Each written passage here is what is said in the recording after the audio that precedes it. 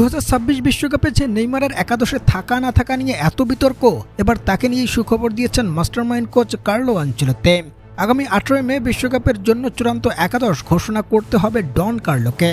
আর সেই একাদশে এবার নেইমারকে অন্তর্ভুক্ত করতে যাচ্ছেন এই কোচ, যেখানে ব্রাজিলের ডাগআউটে যুক্ত হওয়ার পর এখন পর্যন্ত নেইমারকে নিজের অধীনে খেলাতে না পারলেও বেশ কয়েকবার মাঠে বসেই তার পারফরম্যান্স দেখেছেন ডন কার্লো।